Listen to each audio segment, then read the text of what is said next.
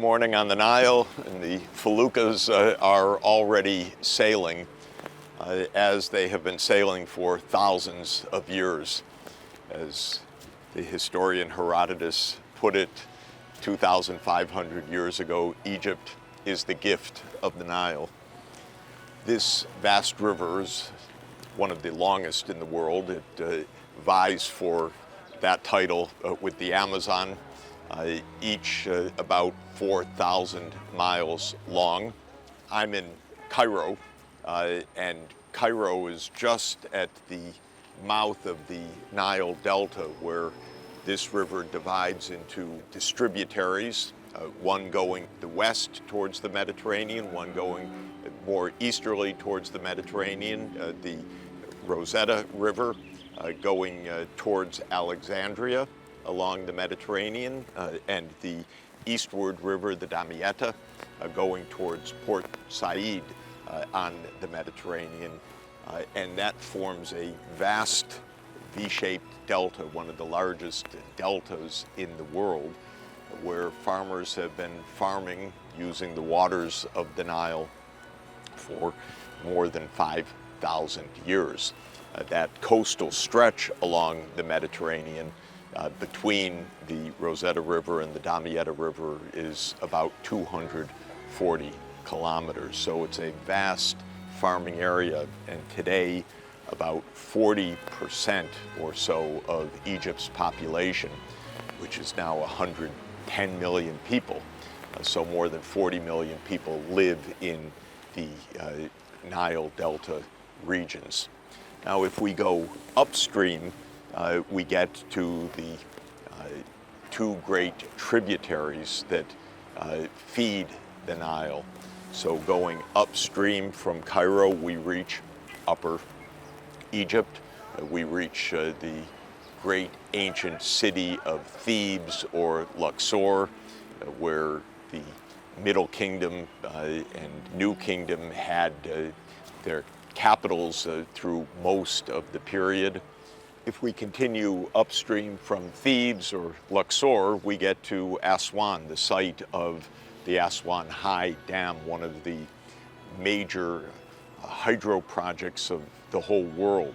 That huge dam has created one of the largest man-made lakes in the world, Lake Nasser, a vast man-made lake behind the dam reservoir. Continuing upriver from there, we are in Sudan, and we get to the capital of Sudan, Khartoum. Khartoum is where the two great tributaries of the Nile come together.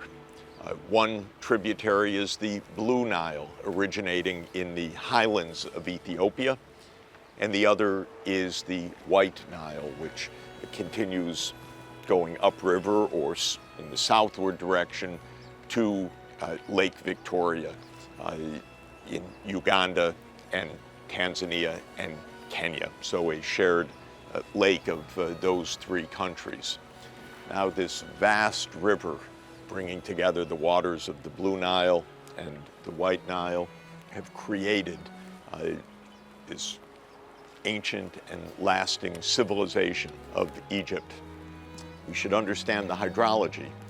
The hydrology is determined by the seasonal rains, especially the seasonal rains that feed the highlands of Ethiopia and therefore the Blue Nile, because it's the seasonality of the Blue Nile that largely determines the seasonality of the overall Nile and the farming of Egypt over the last 5,000 years. It is in the spring months of the year, in May, June, July, August, when the intertropical convergence zone comes over the Ethiopian highlands, bringing the seasonal heavy tropical rains to that region, feeding the Blue Nile and creating a vast increase of water flow in the Nile. Now, in most of the history of the Nile, those seasonal rains would fill the Nile, and by the late months of the summer and the fall here and downstream in the Nile Delta, the Nile would flood each year, a process called inundation.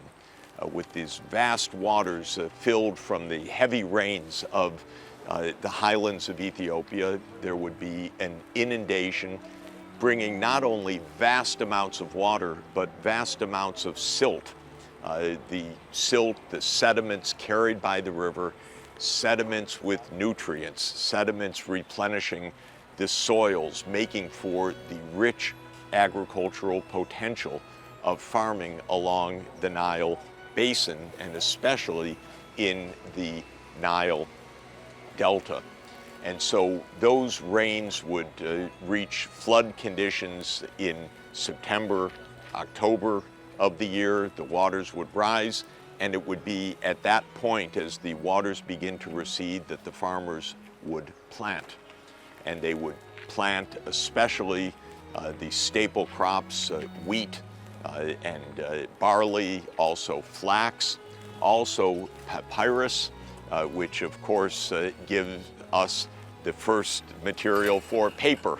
And so it was paper that, together with the hieroglyphics, meant that this was a literate society producing scrolls, producing books that were part of the greatness of the ancient Egyptian civilization. Now, the crops would then grow in the great sunshine of the springtime, and the harvest would begin sometime around June. And it would be in the summer months that the harvest would be made, and the farmers would again get ready for planting in the fall when the next inundation came.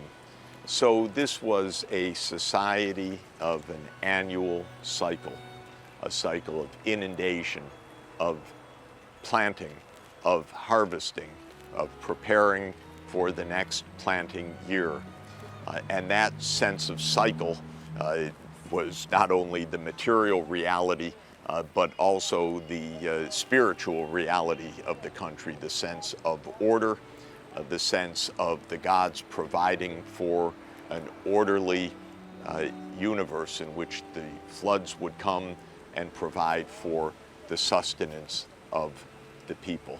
And Egyptian civilization reflected that cycle for millennia, for the 5,000 years since the unification of Lower Egypt, from here through the Delta region with Upper Egypt, up to the temples at Thebes and Luxor, and to Aswan.